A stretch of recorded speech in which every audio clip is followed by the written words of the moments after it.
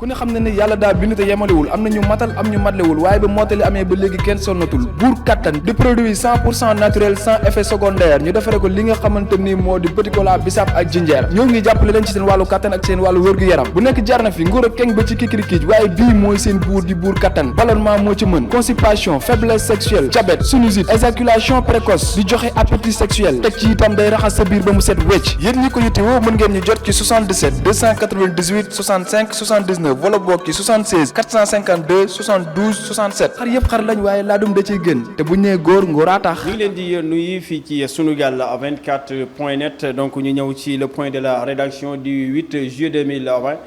comme ni ñu koy defee saa su nekk dañuy jël benn actualité wala ñaar ba ñett waxtaanee ko ci seen plateau waaye aussi yéen di ngeen mën a wax seen xalaat ci commentaire yi ngeen koy am en direct fii ci Sunugal 24 Moustapha Mbaye laa ci àndal Moustapha maa ngi lay nuyu bu baax a baax. maa ngi lay fay Mahfous di am mbégte encore une fois di teewaat ci plateau bi ñuy waxtaanee actualité ak lépp loo xam ne ñeel na coronavirus. ayca Moustapha Mbaye noonu la ñuy duggee ci waxtaan bi fi ñu koy dooree tey jii nag mooy agression yi nga xamante ni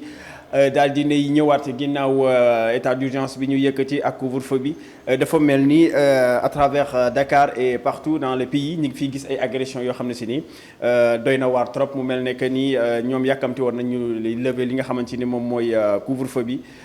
nit ñi nag tiit nañ ginnaaw ñaawteef yi nga xamante ni ñu ngi ko nekk di ko def ci biir réew mi rawatina fi nga xamante ni moom mooy Ndakaaru Njaay. waaw constat bi je pense que ñëpp ñoo ko gisandoo ñëpp ñoo si teg seen bët.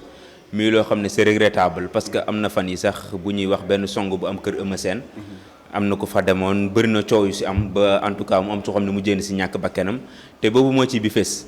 journaux yi doo toog benn fan te gisoo wax nañ benn agression fenn ñi ngi doon wax ñi ngi nekkoon ci suuf pont Patte d'Oie bi dellusiwaat nañu ba police moo leen fa mujjee jëlee fan yi ñu mujjee donc loolu dafay wane ne rek gis nga comme état d'urgence ni mu tënkee woon nit ñi bi ñu ko bàyyee am na ñoo xamante ne c'est des agresseurs de profession ñoom agressé la ñuy dundee dañuy agressé dem te di jàpp seen jàmbur donc ñooñu comme ni ñu tënkee woon nit ñi bi ñu tënkee ni ñoom tamit dañoo yaakaar ne tekki bi si lañ bokk dañoo delluwaat si seen activité donc léegi nag loolu dafay poser problème de sécurité bi ñu wax fii ci Sénégal ak ci capitale bi particulièrement parce que gis nga agression mënoo ko wax fii ci Sénégal te mënoo ci wax ci ñetti côté yi d'abord mi côté bi nga xam ne côté famille yi la parents yi d'abord foog ñu wax lan mooy seen responsabilité ci ñooñu nga xam ne di agressé si kër yi la ñuy bàyyi ko parce que kii agressé ku nekk am nga yaay am nga papa am nga mag am nga rak donc ci kër nga bàyyi ko et la plupart du temps ñu koy def ci kër gi ci koñ bi la ñuy dëkk ñu bëri xam leen parce que néew na agresseur di opérer foo xam ne miinu ko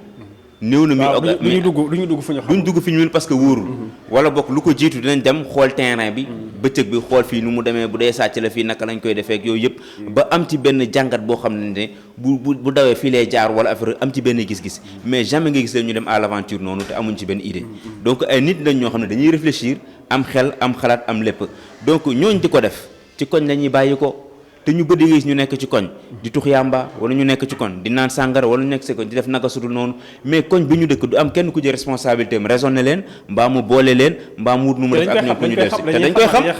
xam kii jubul nangam la waaye ci suuf lañ koy wax il faut jéye am rek pour ñu wax ne xamoon nañ ko wala te boobu médecin après la mort lay nekk. mais mi ngi noonu dañuy jëlaat exemple bi nga xam ne moo amoon fële rek HLM tout récemment récidiviste boobu nga xam ne dañ ko gracier mu jàmm booy bi ay ciseaux ba mu mujjee ñàkk bakkanam donc ce qui veut dire que ay nit lañ ñoo xamante ne koñ bu nekk tey jii koñ bu nekk boo fa laajtee nañ la wax ñii ñoo jub ñii ñoo dëng mais ñooñu dëng nag nekk ci biir koñ bi ñu leen di bàyyi ci koñ bi ñenn ñi di tux yàmba ñenn ñi di mandi di def naka même njaayam yàmba moomu noonu koñ yi da ngay gis ay koñ yoo xam ne si nii da ngay xam ne ñii moom la ñuy def mais waa koñ ba duñ ci def dara maanaam collaboration bi war a am entre la société muy maanaam mooy askan bi ak police dafa mel ni amul confiance boobu mais loolu mooy problème bu jiitu bi xam nga maa ngi doon wax léegi responsabilité bi d'une famille la bi si topp mooy état yi autorité yi police beeg ñooñu mais ñooñu il faut que ñu dimbali leen naka lañ leen di dimbalee mooy ñun ñoo dëkk ci koñ bi ñun ñoo xam waa koñ bi maa ngi gis kii mi ngi jaay yàmbaa di yàq suñu waa koñ ma toog ne patt parce que non grand bi su ma ko boolee rek ji daf may rey wala daf may booleeg booy mais non tey jii am na noo koy boolee te doo ci feeñ duñu xam yaa ko boole su l'anonymat nga koy defee donc mbar nañu mën a jël seen ay responsable yi nga xam ne dañoo nekk ci koñ bi di yàq koñ bi ñu dénoncer leen et loolu di coopérer ak police dafay yombal liggéey bi waa police mais fekkente ne ku nekk da ngay protéger ba bu problème amee sax ngeen di daw wala di ko nëbbatu wala di ko nëbbal mu am si am tamit. wala nga am ñuy def enquête nga am loo ci xam ba pare noppi ne du ma ko wax. voilà mi ngi noonu gis nga koñ bu yàqu ñaar ñi ñoo ko yàq mooy ndaw li nga xamante ne si def ñaawteef lay jëf ak ki nga xam ne baay def katu ñaawteef la waaye yaay def katu ñaawteef parce que koñ ñi kat dafay am yaay def katu ñaawteef am baay def katu ñaawteef yaay def katu ñaawteef mooy ki nga xam ne def katu ñaawteef bu dee jigéen la wala góor bu ñëw ci moom la ñuy laaxatoo boo waxee mu ne kii sama doom la du def lii wala def lii di encourager xale yi kii def lu bon lu ne këram nga koy defi jee kii def lu ñaaw lu ne këram nga koy defi jee te ñooñu bokk na ci ñi nga xamante ne bu dee côté diine la ñuy waxee bokk na ci ñi nga xam ne àjjana sax du leen xeeñ. am na ñoo xam ne nii également dagguma la muy ñi xam ne si ni intervention rek la ñuy ñaana da ngay def toj-toj ñu yóbbu la police ñu muy wax bralon wala intervention ñu woo benn autorité wala nangam mu ne nañ ko bàyyi def intervention ñu bàyyi ko loolu aussi problème la boo xam ne si ni dafay am. problème justice bi lay doon rek. problème justice bi lay doon. parce que mënuñoo comprendre bu ñu jël si waate si cas bi amoon fële nit rey nit ñu koy gracier. man de sama xam-xam bu gàtt ci yoon bu soriwul pour man boo rayee nit moom wax dëgg yàlla moom délit yu ndaw yi man laa yaakaaroon daal mais bi ma jàngataate ñu gis ne récidiviste rayoon na ñu tëj ko ñu baal ko ñu mu génnaat rayaat je pense que yooyu affaire loo xam day gàkk-gàkkal yoonu justice te war nañ koo mën di éviter. mais autorités yi également Moustapha war nañu mën a def benn liggéey am ci lu ñu jàngee ci couvre-feu bi ñu xam ni que patrouille yi ñuy def war nañ mën a yokk patrouille yi bu baax a baax même bu ñu ko tuddeewul couvre-feu mi ñuy def loo xam ne si nii à chaque fois dinañ gis seen présence la nuit ci mbedd yi nga xam ne ñaawkat def ko ñaawteef yooyu dina leen mën a cerner ñu jàpp leen yóbbu leen ci yoon. mais loolu ñëpp dañ ko wax ba sonn mais ñëpp xam nañ ne effectif bi dafa nekk sous effectif lañ nekk amuñu doole bu noonu police bi mais tamit beneen mbir tamit dafa am poste de police tamit bu ñu ko mënee di doole. gox ñu mën ko yaatal bu baax a baax gox yi am ko ñi fay nekk tamit ñooy dafay effectif bu doy ñu gën a recruter gën a dooleel policiers yi ñu gën di mën di génn guddi gi parce que su fekkente ne yow dañoo am ay policiers ba pare policiers yi ñoom ñooñee matuñu dafay poser problème parfois du ñu mën a couvrir li ñu war a couvrir nam ca ware waaw nga dem benn poste commissariat guddi gi fekk fa effectif boo xam ne matul dara donc dafay poser problème côté tamit autorité war nañ ci def ay effort su ko defee ñu mën di taxaw bu baax a baax askan wi parce que du yoon nit ki di tiit yenn tiitaanga yoo xamante nekk sa kër di tiit di xalaat ñu dajj la mbaa ñu fekk la fa mbaa ngay génn guddi gi sa xel du dal yooyu yëpp pour man war nañ ci mën defee effort sinon bu ñu ko defal li muy indi rek mooy fajal sa bopp wala fajal mooy li ñu doon gis mooy comité yi nga xam ne koñ yi comme am nañu commencé woon def yenn koñ yi ay comité de surveillance ñoom ñooy lënkaloo def benn mbooloo di garder seen bopp te ñooñu dañoo gis ne liñ ci gis mooy ñi nga xamante ne amuñu yenn gis-gis bu sor bi buñ jàppee sàcc boo metu balaa su police yi si rek sàcc bi dina loot te loolu mën nañ ko éviter loolu mën nañ ko éviter mooy li am ci kër Eumeu Sène waaw genre lay mujjee parce que dañuy fajal seen bopp ñu dóor ko ba mu mujjee ñàkk nul bakkam sur le champ mais bi ñu ko yóbbee nu mu tuddati ci hôpital ba mu ñëwaat ñu koy def audition après ci la mujjee ñàkk bakkanam mu jur coow lu bëri loo xam ne si ni am na ñoo xam ne si ni sax jàpp nañ leen ci muy ay jege ñaale Eumeu Sène donc enquête bi mi ngi wéy kon loolu aussi il faut ñu koy éviter di fajal suñu bopp il faut que ñu koy éviter loolu bu ñu ko bëggee def mooy il faut que ñu bëgg ñu koy fajale ñu koy fajalee parce que tu ne peux pas comprendre tey ji nga jàpp sàcc yóbbu ko police mu def 3 mois wala 2 mois waaw rombalatu di taxawaal si comme ni te pourtant mi ngi siif sa téléphone wala mi ngi yóbbu loo xamante ne yow ba léegi yaa ngi toog di ko réccu di ko regretter nga toogaat quelques jours seen que mu lay romb di taxawaal di tux cigarette am di la romb gauche droite mais kooku tey ji même nit kooku su jàppaatee sàcc nga yaakaar ne dina ko livrer police du ko livrer police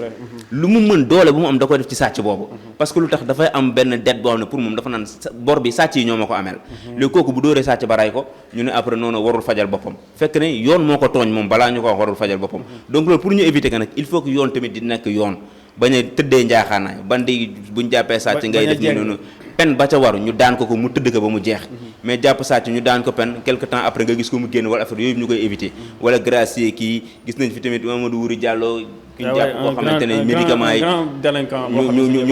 ñu gracier ko ba léegi kenn gisatu ko kenn mënu koo teg bët donc dafay mbir yoo xam ne dafay gàkkal suñu yoon te je pense que war nañ ko mën a éviter fekk mi nga gànkal suñu yoon nag dafay dem bay dafay indi benn sentiment boo xam ne du ñu wóolootu yoon te pour citoyen bu bëtam xonqee mbaa muy jooy ci yoon lay dem yow boo demee ba wóolootoo yoon nag la lay indil fajal sa bopp te fajal sa bopp musiba rek lay jur musiba lay indi wax nga ko Moustapha loolu moom moo doon li ñu amoon ci li ñu doon wax ci agression yi nga xamante ni nemmiku nañ ko fii ci Ndakaaru ak Sénégal yëpp daanaka am na ay retour des agressions ginnaaw bi ñu yëkkatee couvre-feu bi ñu tegoon na fii ngir coronavirus bi ba bokk na ci diwaan yu mel ne fii ci Ndakaaru Almadi bokk na ci diwaan yi nga xam ne si ni moom gars yi taamu nañ ko foofu moom dañuy def descente foofu di def naka su dul noonu li ñuy def foofu ëpp na Patte d'Oie également mais nekk na diwaan boo xam ne si nii foofu aussi agression yi agresseurs yi nekk na fu ñu taamu ngir man di def seen ay ñaawteef. aywa Moustapha noonu la ñuy duggee ci beneen point bi nga xam ne si nii moom la ñuy fas yéene waxtaanee tamit muy affaire Cissé Lo nekk na problème boo xam ne si nii daanaka week-end bi ba léegi moom la ñuy waxtaanee journaux yi ñu ngi ciy wax réseaux sociaux yi également ñi ngi ciy wax mu nekk mbir mu doy waar Cissé Lo ginnaaw saaga yi mu saaga woon. génne ko ci internet bi moom sax génne ko waaye ñeneen ñoo ko génne mu nekk loo xam ne si ni askan bi ñaawlu lañ ko loolu ba tax na ñu annoncé woon démission le dimanche le lundi commission de discipline bu APR daal di koy dàq ci boobile parti démb nag daal dinañ koy génne ci groupe parlementaire bi nga xamante ni ci la bokkoon muy Benno Bokk Yaakaar foofu ci assemblée nationale donc moom mooy jur coow li donc Moustapha moo bëggoon ñu ñëw ci avant ñuy ñëw ci avenir politique Moustapha Cissé Lo ñu daal di wax ci dàq gi nga xamante ni dàq nañ ko foofu ci groupe parlementaire Benno Bokk Yaakaar foofu ci assemblée nationale. waaw loolu Mahfouz dafay nekk benn suite logique bettul kenn parce que koo xamante ne da nga bokk ci parti bi dàq la te ñëpp xam nañ ne groupe bi moo teewal parti bi ak coalition bi assemblée nationale donc mënatoo faa toog boo fa toogee nooy waxtaanee ak ñoom ñoo nekkee ak ñoom te parti bi nga xamante ne fa nga dooree pour ñëw bokk ci dàq nañ la donc bu ñu la dàqee ci groupe benn suite logique lay doon maintenant li nga xam ne dañ koy regretter ci coow li rek mooy assemblée nationale bi nga xamante ne dañ ko ci commencé impliqué bëgg ko ci dugal affaire yooyu. mu nekk affaire de parti. parce que loolu c'est pas la première fois nag te coow li boo ko dooree sax mooy ni ñuy taggee suñu député yi mooy problème yi parce que dañuy am liste nationale ak liste départementale bi xam nga liste nationale bi mooy tey ji Mahfouz tey ji su ma amee su ma nekkee suñu ma falee président ma dugal Mahfouz dugal Biggi dugal Dóor waar dugal keneen ak keneen ñooñu bu leen neexee yoon tëdd di nelaw seen kër liste nationale lañ bokk su ma fa amee benn nombre bi pourcentage ñooñu dañuy jàll dem bu leen neexee ñu dem tëddi d'office lañuy jàll du bokk ak ki nga xamante ne département am daf koo xeex mu gagné ko ñu indi ko foofu assemblée nationale donc boo xool sax kële mu ëpp mérite que ki nga xamante ne liste nationale la duggee donc mi mbir moo xamante ne tey jii ni ñuy tabbee am na ñoo xamante ne mën nañ ne seen mérite sax dañ koy def entre guillemets parce que ñooñu taxaw assemblée nationale ne man député Macky Sall la wala député Abdoulaye Wade la mais bari na assemblée nationale am na kuy taxaw ne moom député Macky Sall la Macky Sall moo ko tax a toog moo tax mu toog foofu noonu mais mi ngi donc noonu lu ñu wax lu Macky Sall te nee na Macky Sall lu mu fi indi dina ko voté du xool sax xam nga loolu problème la xam nga loolu c'est méconnaître le rôle du député boo xamoon pour man rôle député bi doo amee taxawaay boobu noonu bu ñu dellu ci waatee ci mbiru Moustapha Cissé Lo xam nga dàq nañ ko nar nañ sukkandikuwaat ci assemblée nationale boo moytuwul ngir génnee ko biir assemblée nationale mii loo xam ne c'est regrettable parce que dafa yàgg nekk assemblée nationale benn yet boo xamante ni politiciens yi dañ koy jëfandikoo di ci dóor seen adversaire li Macky Sall dund waroon na leen servir de leçon ndax loi Sada Ndiaye kenn fàtteegu ko assemblée bi 5 ans lañ doon def président assemblée nationale ñu def seeni mbuxum fexe ba modifier règlement intérieur bi mu doon 1 an Macky Sall daal di tëb fa la jaaree ñu teg fa 1 an bi donc mii mbir moo xamante ne waruñu si woon pour man mag yoon bu mu jaar ba dee bu dekkee da ko war a mën a moytu donc pour man waroon nañoo mën a moytu genre yooyu fi ñu toll pour def ay manigance pour xool naka la ñuy modifier règlement intérieur bi foofu la doon bëgg a ñëw parce que Macky Sall xam naa foofu lay jaaraat rek daal di def ay modification ci texte yi ngir mën a génn ki nga xamante ni moom mooy Cissé Lo foofu ci assemblée nationale parce que xam naa ne moom nekk na foofu moom dina leen déranger bu baax koo xam Cissé Lo non buñ ko fa bàyyee sax buñ ko fa bàyyee nekkul fenn nekkul benn groupe parlementaire mu nekk non aligné bis bu jëlee parole foofu dina leen wax li tàkkate du fay voilà loolu xam naa loolu lañ bëgg éviter dina jaral tout pour ñu modifier voilà pour ñu éliminer ko mais du yomb parce que xam nga lu tax du yomb loi yi dañ ne képp koo xamante ne dangaa génn sa parti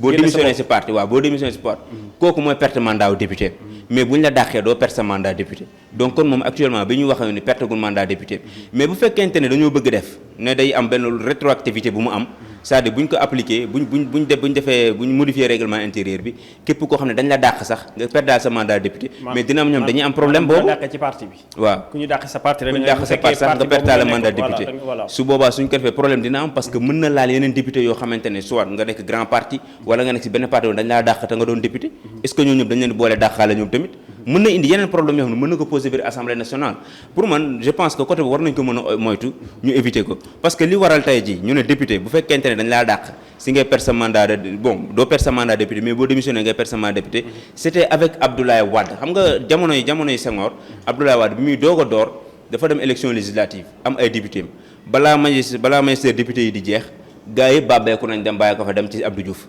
léegi nag pour ñu moytu loolu nag dem ci Senghor autant pour moi pour ñu moytu loolu nag ñu ne léegi loolu balaa moo amati ku dem rek da nga perdre sa mandat député parce que dañuy bañ ñu fal la nga dem ba assemblée nationale beddee ku dem feneen boo demee di nga perdre sa mandat député loolu moo taxoon def ko mais tamit bu ñu bëggee jël tamit ne ku ñu dàq tamit da nga perdre sa mandat problème mën na am parce que man mën naa la bëgg jëlee assemblée nationale ma dàq la su ma la dàqee nga perdre sa mandat député donc problème donc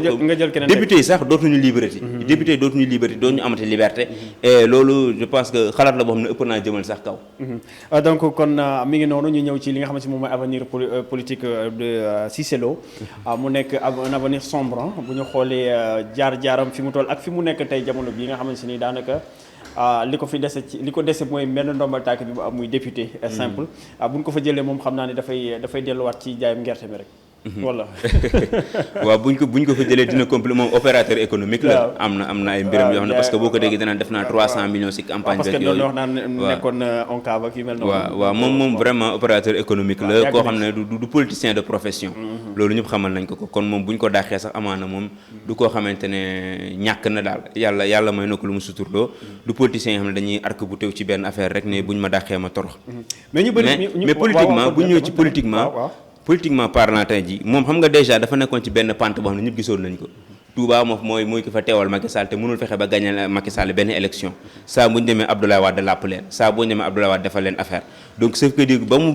gedd Touba ne Dakar lay ñu milité si léegi ba mu ne day xëccoo si mairie bu Ndakaaru donc ce qui veut dire que moom nit la boo xamante ne tey jii même politiquement parlant poids am c'est à revoir. voilà mais am na base politique. mais loolu mooy problème parce que base Touba bi mu doon wane woo boppam yëpp. dàq nañ ko foofu waaw amatu fa doole ba mu ne Dakar lay milité si mairie bu Ndakaaru la doon xëccoo tax mu doon sànni ay xeet Diouf Sarr yëpp mais ñëpp xam nañ ne Dakar mairie bi du noonu lañ koy gagné ñëpp xam nañ ne Dakar dafa am ñu ko moom dafa am ñu koy xëccoo Diouf Sarr moo gagné Yoffam ak score boo xam ne kenn amu ko fii ci Ndakaaru donc kon kooku pour mu concurrencer ko war mu rivaliser ko du yomb ci moom boo jógee Diouf Sarr waa benno ñoom Khalifa Sall nu ñu tuddee sax taxaw Ndakaaru ñi ngi fi taxaw Ndakaaru tamit ñoom tamit ñëpp xam nañ seen doole kenn du ko weddi donc ñaari tête yooyu pour man entre Diouf Sarr taxaw Ndakaaru Amadou Ba nekk fële moom bu bëggee tamit nekk beneen pôle bu mu créé ci wet gi tamit yaakaar mu am dara Dakar yaakaar mu am dara Dakar mais ñu bëri ñi ngi def ci bopp bi pour mu nekk candidat à la prochaine élection présidentielle ñi ngi koy def ci bopp bi nag xaw ma ba xam moom dégg na loolu wala dégg ko mais est-ce que moom mën na am chance pour am dara. non mais na lijjanti Dakar ba pare comme nee na candidat la Dakar ba pare. mais xam nga Sénégal moom dañuy tàmm ku ñu dàq rek politicien bu ñu dàq rek. nga créé sa parti daal di xam nga Sénégal dañu mën a sot nag. loolu la comme Macky Sall fa mu jaaroon rek mais ak façon lañ ko dàqee xam nga Cissé Lo dafa am image am bokk image Cissé Lo ak image Macky Sall du benn image Moustapha Cissé Lo image Moustapha Diakhaté du benn image Cissé Lo ak image yu Malick Gakou du benn. ñooñu nga xam ne Sonko aussi gis nga biñ ko dàqee xam nga yëpp du benn ak niñ lay dàqee ak comportement bi ngay am ak réaction bi ngay am mais koo xamante ne ñëpp boo waxee ñu ne yii saaga yi mu saaga koo xamante ne tempérament waaw dafa belliqueux dafa xaw maanaam dafay njiit soxlawul waaw xam nga loolu dafay tiitalaate Macky Sall li ko jox nguur gi bokk na ci dal gi mu daloon bi si gars yi di wax mu noppi rek voilà bi xalif général des Mourides ne dem leen ngeen campagne yi dem leen ngeen bàyyi coow li moom moo njëkk génn dem ñi naan défaillant di ko bind ci mur fu nekk mu ne patt dal li muy dal liggéey loolu bokk na si li ko may ndam ndax force tranquille am boobu moo ko may tey mu yegg fi mu yegg donc kon tey jii dëkk bi bu ñu gisee koo xamante ne dafay def nii di tàngal di def lu nekk nit ñi dañuy am problème boobu noonu donc comme ni nga ko waxee nit ñi dañuy sot mais kan nañuy sotal parce que bu ñu fàttee tamit bëri na ñoo xam ne tamit dinañ tooñ nañ leen ñu yaakaar ne dañuy sot dem am dara mais dem nañ ci élection yi la ñu am taxul demee noonu. mais est-ce que ñu génn ci parti ñi nga xamante ni ñoo frustré wu ci APR te génn ku ci mel ni Moustapha Diakhaté ak ñeneen ñoo xam ne si ni kenn xamu leen sax waaye ñi ngi toog seen ndox est-ce que du jàppaloo ni dina am benn coalition wala benn groupe bu juddu ci APR loo xam ne si ci APR loolu laa yaakaar mooy front des frustrés. waaw front des frustrés dina am sax te dina am nañ ko xaar waaw te dina am parce que comme local yi ñi ngi ñëw présidentiel bi aussi mi ngi ñëw du ñàkk na dinañ def dara xam nga Moustapha Diakhaté doon na jéem a teg lu mel noonu mais après ñëpp gis nañ ne jëmmal na ko mais jëmul kanam defoon na communiqué lancé ko lépp mais ñëpp gis nañ ne taxaw xaw ma suqalee xaw ma nu mu ko tuddalee woon mais jëmul kanam ñëpp gis nañ ne def na ko mais tey ji bu amee Cissé Lo ci day benn allié de taille am na ñeneen ñu mer ñu nekk ñu suuf soo xam ne tey ji tamit bu Macky Sall demoon ba ne nekkatuma candidat wala affaire yooyu amaana ñu ñëpp dinañ dajaloo retrouver benn bloc xool nu ñuy def pour gën a mën a réclamer seen parti parce que tamit quoi qu'on puisse dire ci ñi nga xam ne dañoo xeex ba parti bi juddu lañ bokk donc ñooñu tey ji mën nañ xeex réclamer seen parti biir parti bi acce kon mi ngi noonu mooy seen li nga xamante ni moom la ñuy tuddi le point de la rédaction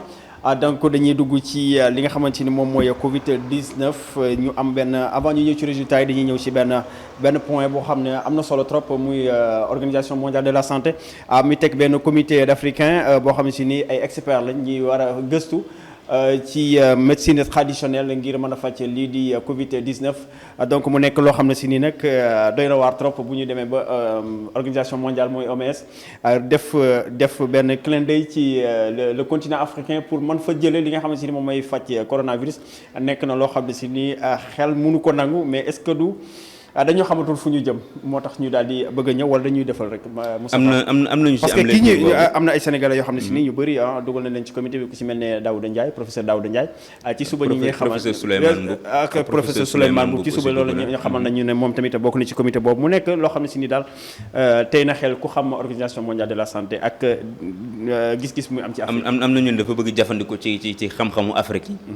pour ñu dimbali ko ci guuta gi mu nekk jamono ji am nañu amee gis-gis boobu mais tamit OMS di liggéey ak médecine traditionnelle lu yàgg la parce que yàgg na encadré ay recherche yoo xam ne ci médecine traditionnelle lay amee balaa moo avaliser benn garab procédure bi ñuy def ak yooyu yëpp yaakaar naa ne dañuy tënk ci OMS pour garab bi doon loo xamante ne dañ koy reconnaître au niveau international. mais est-ce que loolu mas na ay valider benn garab boo xam ne si nii médecine traditionnelle la OMS mas na ko valider. pour garab boo xam ne médecine loolu moom aw ma ci loolu mooy problème bi loolu moom aw ma ci xam-xam peut-être après ñu gëstu ji ba xam côté boobu mais lépp lu ci mënta am daal mbir la boo xamante ne bon lu jar a rafetlu la parce que coronavirus fi ñu toll ñëpp la sonal bu fekkente ne bon day wut porox ndoolu Afrique pour ñu seet garab bu ñu ko fajee wala affaire yëpp loolu lépp pour man c'est de bonne cause nañu gën a dooleel ñi nga xamante ne ñoom lañ fa yabal ñu def recherche yi luñ fa gis lu baax suñu njariñ lay doon àddina bi yëpp jariñoo ci parce que dañuy war a encore une fois gàncax lépp ci la nekk lépp ngi ci gàncax day dund day dee nit day dund day dee lii faj nit mi ngi ci gàncax amul lenn jàngaro joo xam ne am na te duñ koy faj nekkul ci gàncax kon tey ji buñ doolee ñooñu nga xamante ne ay africain lañ pour ñu gën a mën a wéyal seen ay recherche pour ñu mën a trouver loo xamante ne duñu mën a jëlee ak jafe-jafe yi dund ak coronavirus je pense que mbir la boo xamante ne lu jar a encourager la et puis lu jar a dooleel la. ok léegi Afrique lan la ci war a mën a gagner parce que yaa ngi wax ne njëriñu àdduna bi lay nekk mais Afrique aussi war na ci mën a am loo xam ne si nii tey war na ko si mën a gagner lu ci mel ne propriété intellectuelle. parce que pour man avant OMS bi si sax man africain ñoom waroon nañoo mën a ñëw tënku seen bopp commencer recherche ak yooyu noonu. am benn comité boo xam ne ñoom ñoo ko moomal seen bopp di ko je sais pas xaw ma ndax am na wala amul mais pour man waroon nañu mën sax jël les devant avant ñiy ñëw parce que ni ñuy déggee ay test ñu koy wax ci yenn dëkk yeeg noonu pour man noonu la africain yi ñi nga xamante ne ay seen xam-xam dafa maa jëm ci wàllum pajum cosaan ñu booloo xool naka la ñuy weccoowee naka la ñuy def ba trouver loo xam ne mën naa faj coronavirus. ay ci kon daanaka liñ ci doon wax loolu la ndax ni ma ko waxee comité africain d'experts bi nga xam ne si ni OMS teg na ko sur place ngir ñu mën a def ay recherche ngir mën a ak ay médecine traditionnelle bi ngir ñu mën a xeex li nga xamante ni moom mooy coronavirus donc mi ngi noonu foofu la ñuy duggee Moustapha ci li nga xamante ni ay résultats la ñu am ko jëm ci wàllu Covid 19 tey jii ci mercredi ji yemoo ak 8 juillet 2020 Moustapha sur 788 tests la ñu réalisé foofu ca Institut Pasteur 110 yi ñoo nekk ay cas yu positif mu nekk ci benn taux de positivité de 13,96% donc 87 cas contacts suivis la ñu am ak 23 yoo xam ne si ni ñoom la ñuy woowee ay cas communautaires ñu gisee leen fi nga xamante ni moom mooy Guédiawaye foofu 3 lañ fa am Rufisque tamit 3 lañ fa am Kër Massar Parcelles ak Liberté 5 ñetti diwaan yooyu fu nekk ñaari cas lañ fa am donc fële ca Derklé nag Grand Médine HLM Grand Yoff Liberté 4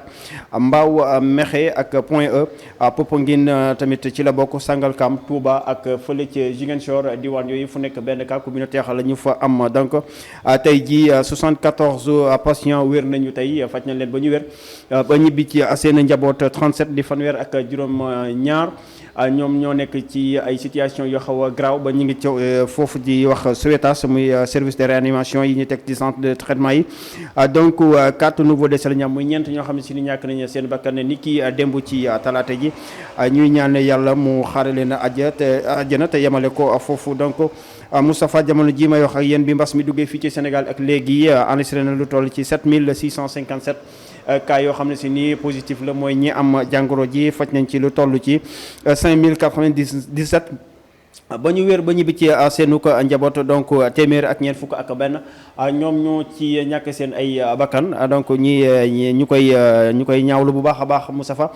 di jaale seen ay mbokk aussi di leen ñaanal ñu yàlla xare leen àjjana donc jamono ji nag li nekk ci hôpitaux yi ñi leen di amal ay traitement mooy ñi ñu interné donc mi ngi toll ci 2418 di ñaari junni yu tegtal ñeenti téeméer ak fukk ak juróom-ñett Moustapha loolu la ñu am ci résultat tey jii mu mel ne que ni tous les jours rek comme résultat yi dafay ñëw il faut ñu koy bamtu maanaam ngir suñu mbokk éditeurs yi nga xamante ni ñoom ñooy safo di seetaan suñu direct yi nga xamante ni dañ koy def fii ci Sunugal 24 te ñoom aussi ñu mën ci participer di joxe seen xalaat di joxe seen ay contributions via les commentaires donc loolu la ñu am tey ci ay résultats naka nga ko gisee avec un taux de positivité de 13,96%. waaw taux de positivité man moo ma tiital parce que 13 moom néew na lu ñu fa yegg bu fekkente ne mës nañu faa yegg sax. presque 14 ans waaw presque 14 waaw foofu moom vraiment dafay war ne nag moom affaire avancé na parce que ma déggee test yi yegguñu 1000. dama jàppoon ne amul doole bëriwul. mais bi may gisee taux bi doon 13% parce que taux bi mooy pour man ndëgër laay boo xam ne mën nañ ci jàppandiku pour am benn idée réelle ci li nga xamante ne foofu la jàngoro ji toll. mais 13% moom bëri na et dafay wane ne rek encore une fois jàngoro ba jàng ci biir nit ñi cas grave yi yokku nañ ba tey 4 décès ñëwaat nañ encore une fois donc mbir la moo xamante ne rek amul lenn ci communiqué bi lu wane loo xamante ne jàngoro ji wàññeeku na wala mi ngi dellu ginnaaw. ayca kon comme ni nga ko waxee 74 patients ñoom ñoo wér tey jii faj nañ leen ba ñu wér mu nekk lim boo xam si ni tamit c'est acceptable. waaw c'est acceptable taxu koo bëri lool. c'est acceptable parce que ñi dugg ak ñi génn. boo ko comparé da ngay gis ne am na différence yu bëri 100 et quelques sur 74. donc am na différence yu bëri. d'accord ayca Moustapha looy tàggatoo. waaye li may tàggatoo rek encore une fois mooy di ñaax askan wi ñu def seen kéem lay kattan ngir lépp loo xamante ne dina tax coronavirus jóge fi ñu koy def. bien vrai que jamono ji dina jafe lool nag dina jafe parce que tabaski baa ngi ñëw nit ñaa ngi buuxante ci dara li ñaa ngi ci oto yi di ñaa ngi def fii di ñëw di def ñëpp mais bu ñu fàtte ne rek feex coronavirus baa ngi fi activité bi ñu ko mën a def ni ñu ko war defee normalement. feex coronavirus baa ngi fi suñu économie du war dox ni mu war doxee normalement kon yelleef la kon wareef la ci ñun ku nekk ci ñun. ñu def suñu kéem lay kàttan su ko defee rek coronavirus mu ñoo abal. ayca mi ngi noonu le point de la rédaction moom ngeen doon am noonu en direct sur Sunugal 24 ñuy kontaan xob ci li nga xamante ni yéen a ngi koy suivre bii les plateau Moustapha la ci àndal moom Moustapha ma koy jaajëfal bu baax ci réaction bi nga xamante ni am na ko via ci point yi nga xamante ni waxtaanee nañ ko fi Biggi moom moo nekk ci li nga xamante moom mooy technique bi benn nit ñetti caméra di leen jaajëfal yéen ñi nekk ci biir réew mi ak bitim réew di leen jox dig daje suba incha allah ak yeneen actualité jaa ngeen jëf. ku ne xam ne ni yàlla daa bind te yemalewul am na ñu matal am ñu matlewul waaye ba mottali amee ba léegi kenn sonnatul buur kattan di produit 100% naturel sans effet secondaire ñu defare ko li nga xamante ni moo di petit cola bisaab ak jinjeer ñoo ngi jàppale leen ci seen wàllu kattan ak seen wàllu wërgu-yaram bu nekk jar na fi nguur ak keng ba ci kikirikiij waaye bii mooy seen buur di buur kattan ballonnement moo ci mën constipation faiblesse sexuelle diabète sinusite éjaculation précoce di joxe appétit sexuel teg ci itam day raxas sa biir ba mu set wecc yéen ñi ko yittewoo mën ngeen ñu jot ci 77 298 65 79 wala boog ci 76 452 72 67 xar yëpp xar lañ waaye laadum da ciy gën te bu ñu nee góor ngóoraa tax